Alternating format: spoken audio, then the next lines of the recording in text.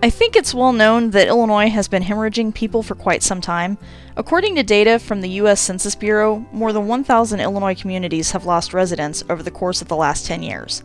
I know when most people think of Illinois, they picture Chicago, so I imagine if this is your first time to the channel, there's a chance that when you clicked on this video, you thought you would hear about how everyone is fleeing the city, but that's not the case.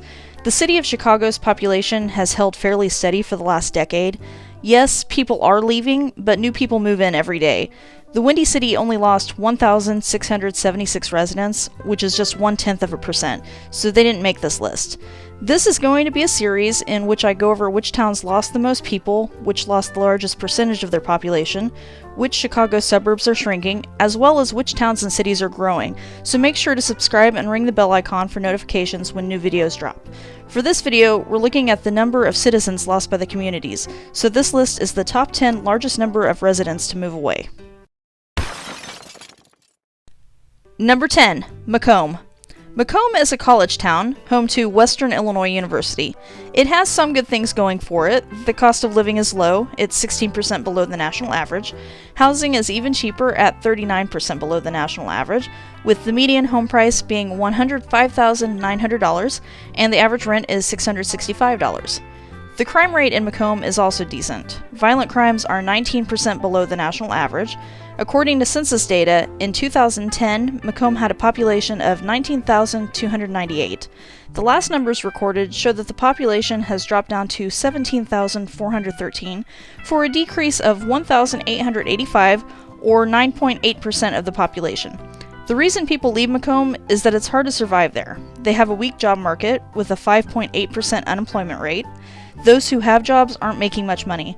The per capita income is $19,862, with the median earnings for men at $15,135 and earnings for women at just $10,507.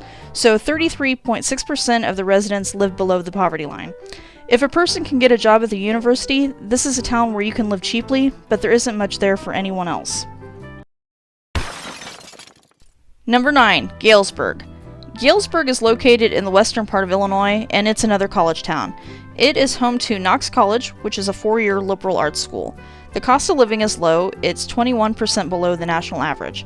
Housing costs are 54% below the national average. The median home price is only $71,700, and the average rent is $590. I took a look at the home listings for this town and found that you can buy a 4-bedroom home for $55,000. But then again, the cost of living has to be low in a town with a weak job market. The income per capita is 32% below the national average at $20,382. The unemployment rate is better than average at 4.3%, but 22.8% of the households live in poverty, so people aren't making enough to get ahead. When you have high poverty, you usually see a lot of crime, and that's true for Galesburg. The violent crime rate is 69% above the national average, and property crimes are 40% above the national average. There is a 1 in 27 chance of being the victim of a crime, which might explain why they have lost 1,998 residents. In 2010, the census recorded 32,195. In 2019, it was down to 30,197, which is a decrease of 6.2%. Number 8. Pekin. Pekin is known for being the headquarters for the Pekin Insurance Company. The income per capita is 14% below the national average at $25,530. However, their unemployment rate before the pandemic was better than the state and Illinois averages at 4.0%, and their poverty rate was also better than average at 12.7%. This seems to be a very blue-collar type of town, with 28.6% of the men in Pekin working in manufacturing jobs. Women, on the other hand, work in education, healthcare, social services, and retail jobs. Crime in this town is a mixed bag. They are 79% below the national average in terms of property crimes, but they are 10% above average when it comes to violent crimes. The chance of being the victim of a crime is 1 in 113. The cost of living is 12% below the national average, and housing costs are 40% below the average. The median home price is $103,500, and the average rent is $657. I took a look at some of the home listings in this town, and you can get a really nice big home for under $100,000. It seems to me that the reason people are leaving is the job market. The U.S. Census shows that in 2010, there were 34,018 people living there, and in 2019, it was down to 32,045, which is a 5.8% loss of population. Number 7. Moline. Moline is another Western Illinois town with a college. The Western Illinois University Quad Cities campus is located in Moline. Like the other towns, Moline also has a low cost of living but a high crime rate. The cost of living is 12% below the national average, with housing being 35% below the average. The median home price is $115,100, and the average rent is $686. The income per capita is 6% below the national average at $27,974, but the poverty rate is better than both the state and national averages at 12.0%. The violent crime rate is 42% above the national average, and the property crimes are 14% above the national average. There is a 1 in 33 chance of being the victim of a crime in this town, which may explain why Moline went from having 43,440 residents in 2010 to 41,356 residents in 2019. That is a population loss of 2,084, or 4.8%. Number 6. Danville. Danville is located in east central Illinois, not far from the Indiana border. The cost of living is 16% below the national average. Housing is 54% below the national average, with a median home price of $65,600, and the average rent is $681. The income per capita is 36% below the national average at only $18,959.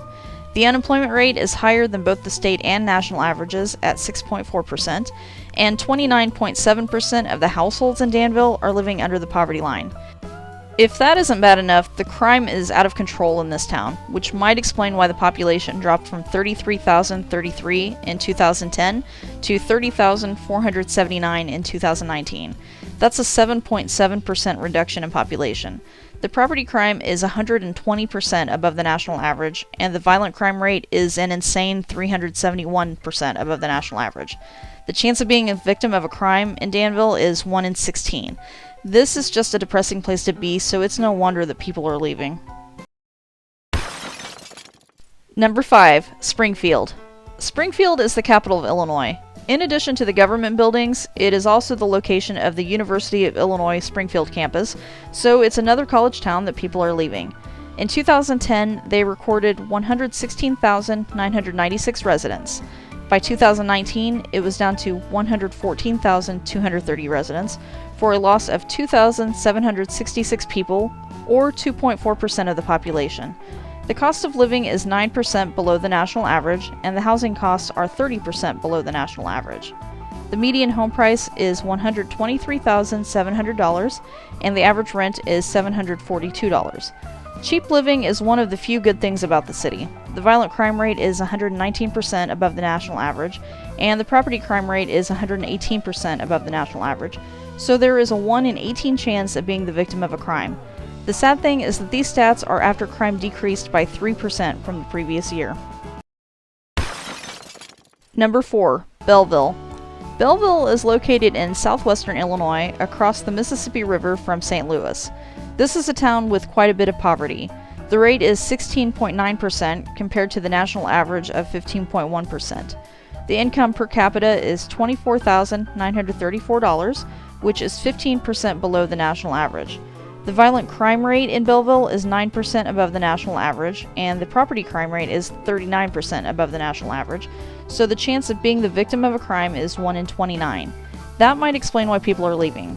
The population decreased from 44,301 in 2010 to 40,897 in 2019, so Belleville lost 3,404 residents, or 7.7% of their population. The only thing really going for the city is that they have a low cost of living. It's 15% below the national average, and housing is 39% below average, with a median home price of $97,200 and an average rent of $754. So you can find an affordable home there, but maybe not a job, and there's a chance that you could become a victim of a crime. It's not surprising that they've been losing population. Number 3. Peoria. Peoria is one of the larger towns in Illinois, so the loss of population may not be as noticeable. In 2010, they had 115,150 residents, and in 2019, it was down to 110,417, so they lost 4,733 people, or 4.1% of their population.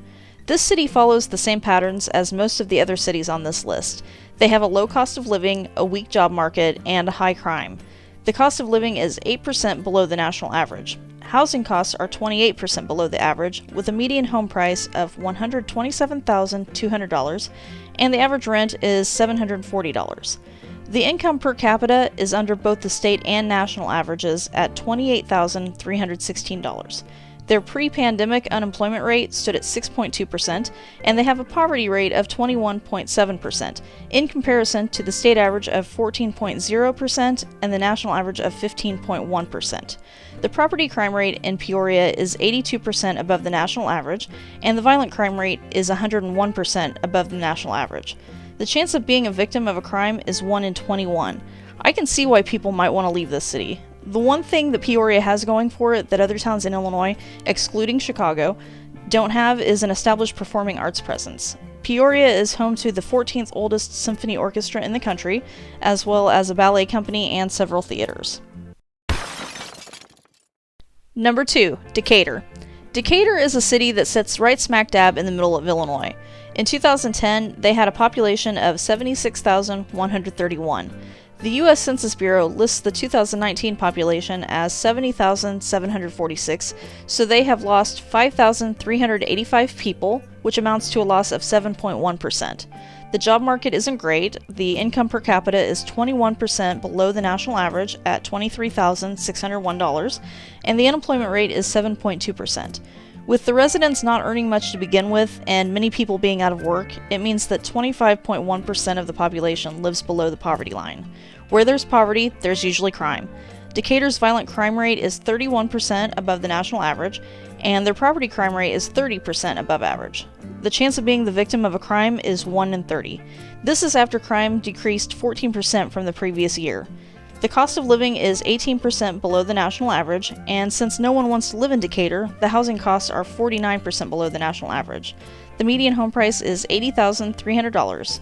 Rent averages $654. This town is no one's idea of paradise, so I expect to see the population continue to decline. Number 1, Rockford. Rockford is a city that has been declining for several decades. It was hit hard by the recession in the 1980s, and it has struggled since then to rebuild its economy. The unemployment rate is worse than the national and state averages at 8.4%. For those who are working, Rockford has an income per capita that is 24% below the national average at $22,608, so 22.7% of the people live in poverty. The city has way too much crime. The property crime rate is 67% above the national average, and the violent crime rate is 264% above the average. There is a 1 in 20 chance of being the victim of a crime. The median home price is $91,400, and frankly, I'm surprised that it's even that high. With so much crime, what sane person wants to buy a home in this city? Renters can expect to pay $719, and the overall cost of living is 15% below the national average. Due to the issues that the city faces, the population has gone from 153,285 in 2010 to 145,609 in 2019. That's 7,676 people, or 5% of their population that they have lost. If you live in any of these cities, drop a comment to let me know if they're actually as bad as the statistics paint them. I've been to several of them, but visiting is quite a bit different than living there. I hope you enjoyed this video. If so, give it a thumbs up. There will be additional videos in this series, so consider subscribing and ringing the bell icon for notifications. Thank you so much for watching. Until next time, I remain stuck in the cornfield.